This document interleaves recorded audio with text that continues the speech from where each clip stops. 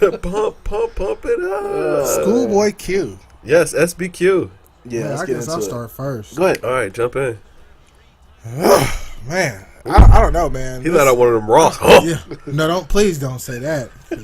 I almost compared this to the Ross album, but I gave it a second listen, man.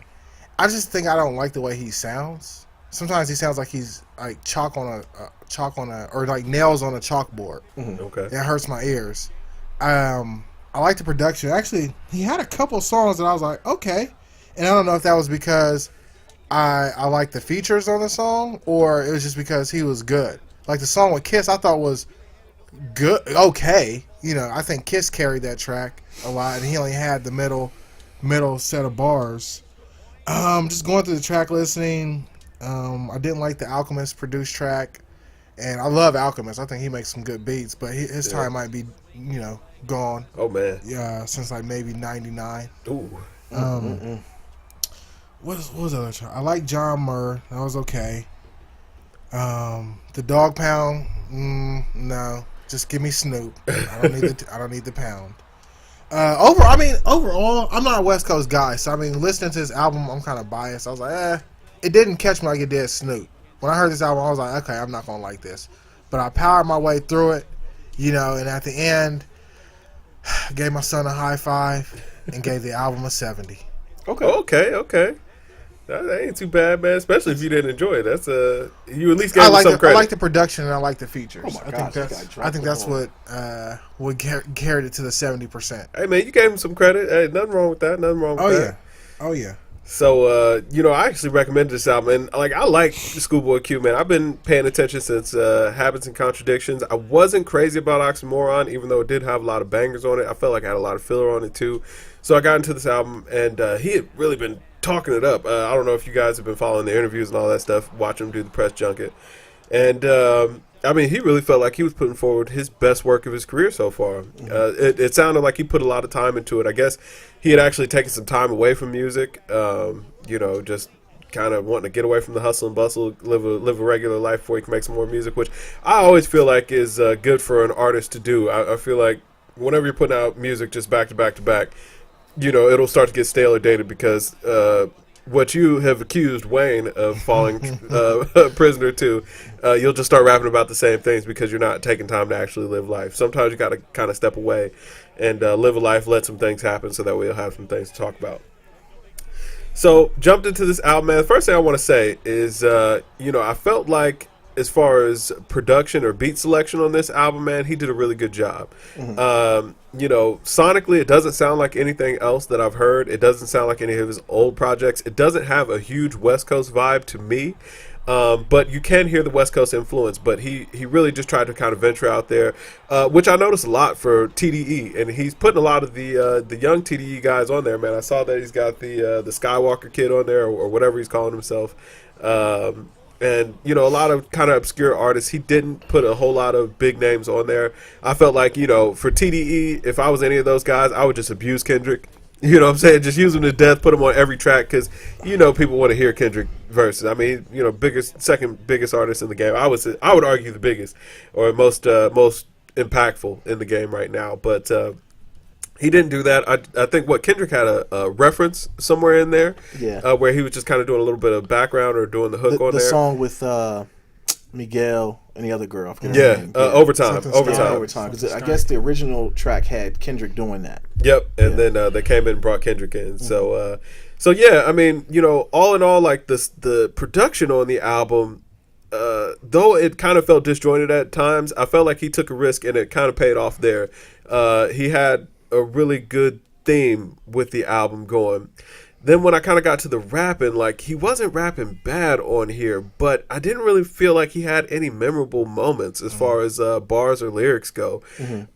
Just kind of listened to it. It just kind of went on and on and on. It wasn't like he was talking about the same things over and over. He was trying to flesh through these ideas, but maybe he just didn't flesh through them fully. Okay.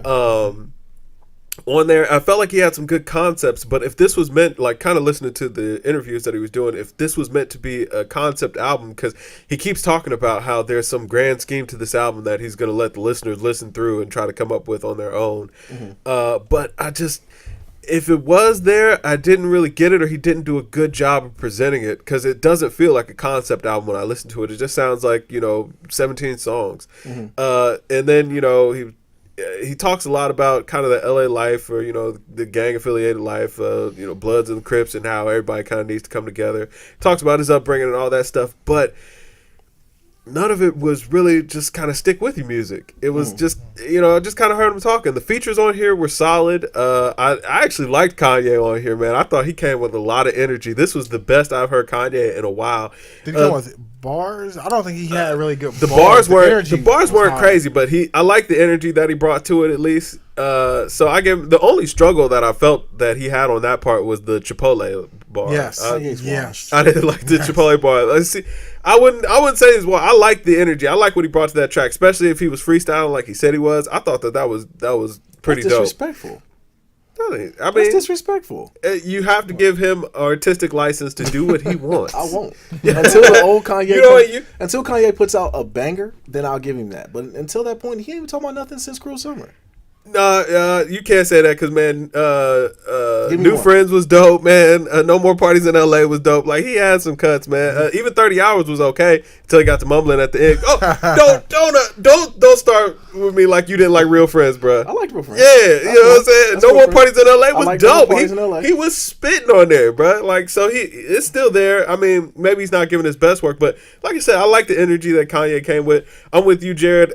Dog Pound, you can leave them at the Dog Pound. The last 3 albums put him in the incinerator. Dog Pound. We've been listening to the West Coast albums, man. Yeah. They get a lot of respect. I'm not mad at them. I wasn't even mad at E40. I'm okay with them putting Dog Pound on the album. If you're from LA, you should have E40 and Dog Pound. E40, yeah. Don't say because Corrupt can actually rap. Daz, get him all the way out of here. Yes, please. Yeah. Okay. But, Corrupt is okay. Go ahead, Kev. I'm sorry. Oh no, you're good, man. But so yeah, I mean, when you look at the things on this album, you would really think that it would make for a solid album, but for whatever reason, man, I just didn't vibe with it. Like, I listened to it, and it felt like a chore kind of listening to this album. And I was in a great space, man. I was just chilling out, relaxing, listening to it, driving, listening to it. But every time I was listening to it, it felt like I really wanted to hear something different, and I couldn't quite put my finger on why. And I think it's just because the album is just feels disjointed. Like like he was attempting to go for a concept on there, but the concept of it isn't clear. His bars weren't strong enough for the concepts to be clear.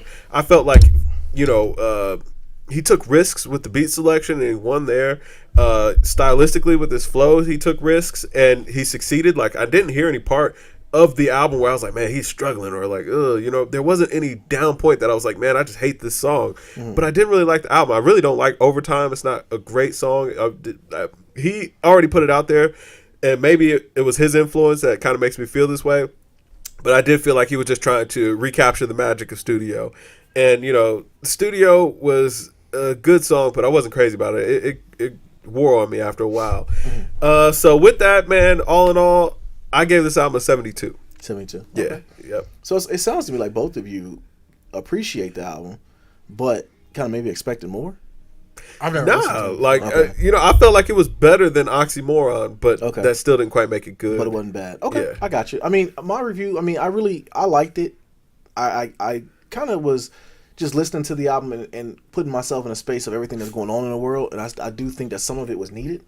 I like the fact that he talked about some of the things that are going on with the world right now, and being a black man and trying to understand the things that are going on. Like, the song that stood out to me was Black Thoughts. Yeah. And he talked about, in one line he said on there was like, all lives matter.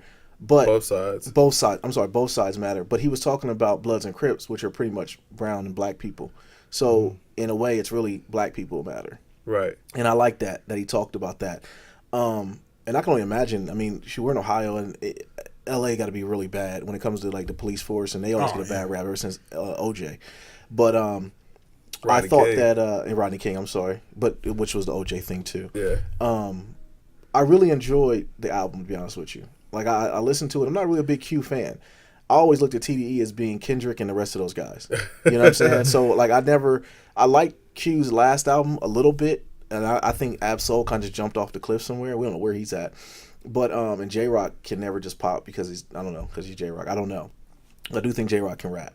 So this album was like, I was going into it expecting just to hear kind of like a TDE sound, like more. And I got more than what I expected. And when I listened to it, I want to go back and give 10 points less to YG's album because YG is like down to like a 47 right now. And the reason why is because man. I think that this being a big LA influenced album and just being talking about LA type things when it comes to gangbanging, he did a better job coloring that book than YG. I think YG kind of, in my opinion, just kind of lived off of what we think LA's about. And I think Snoop's album and this album show what LA is kind of really about. You know what I mean? It's not all gang banging. It's not all you're gonna die if you come out here. It's a lot of layers to it. And I think that was my display with YG's album. Is like he kind of just pulled one layer back in the onion, and we're gonna rap about this the entire album. Yeah. And I think Q did a lot of it. He talked about a lot of things that were going on. He talked a lot of things that goes on in his life, and I can appreciate that. And I think as an artist, we want to hear. I mean, as a fan, we want the artist to open up to us and let us know what they feel about certain things, Their and also perspective, their perspective on a lot of things. And I think Q did a good job of doing that. I don't really like some of his delivery when it comes to certain things, but I do think though that I could tell he put a lot of work into this album. I can tell that he picked the features like more precise, you know what I'm saying? And like what got me really, I appreciated it more too was like when I was on my way back today and I listened to that Usher album that came out. He had Young Thug on there, and I might want Usher to be gone now too. Usher's been walked for a while now. Yes, but it goes to my point when it comes to music. It's like you put whoever you think is the hottest person on a song and you ride with it. And you know, just to venture off a little bit in the Usher's song, he make him say how do you not have a Master P or somebody on that album? No That's Limit, stupid. But anyways, the Q, I think that he picked artists that went with the song. Originally, that song with Miguel, and I forget the girl's name. I'm sorry about, I don't know her name, and I definitely don't fact check, so I'm not looking it up. It originally had Kendrick doing the vocals in the background. Yeah. And even I read an interview with Q said that'd been a little weird to have a song about whatever and then have Kendrick kind of like singing in the background, been kind of weird. So he wanted Miguel on the song, and he wanted the other girl too. So I think the album flowed pretty well, and it's been one hip hop album. Like we've been pleasantly surprised with some things that we didn't think were going to be good. Like I didn't think Snoop's album was going to be good, and I told you last podcast I didn't think this was going to be good, but I really liked the album. I gave it 84. Okay, that's what I came on giving it 84, and I definitely will listen to it again. You know, I definitely listen to it again. I can dig it. So man, I did want to kind of touch on one of your points there for the YG and Schoolboy Q. Man, for me listening to those albums, I felt like YG was kind of giving a narrative of somebody who's still 2 feet in the game, whereas Schoolboy Q seemed like he was making his way out. Like he, you know what I'm saying? He might have his pinky toe still in there, but he's on his way out. Yeah, it seems like it's a well put together album. It seems like he took his time to make it. Yeah. And it might be just the leadership behind it, because Top Dog is going to make sure it's a good product. Yeah. Whereas I don't know who YG is behind, but I don't know, man. He took risks and succeeded. Like sonically, the album is solid. I don't know why it didn't really resonate for me. What, the YG or Q? I like that YG, know. but that's Schoolboy Q. It didn't really weigh with me good. I think Schoolboy Q will have more lasting effect than YG ever will. And I think because of the content that he talked about and also the features he had on there. The song with Kanye is going to blow. We already know that because it's Kanye. I might not like the fact that Kanye's talking about nothing on the album. I don't know if it's a hit. I don't know if that part is a hit. I think that was a hit. Because he's already put it out there. Who? Schoolboy Q. Yeah, that was the first one that came out, wasn't it? Yeah. Yeah, I think that one will be a hit.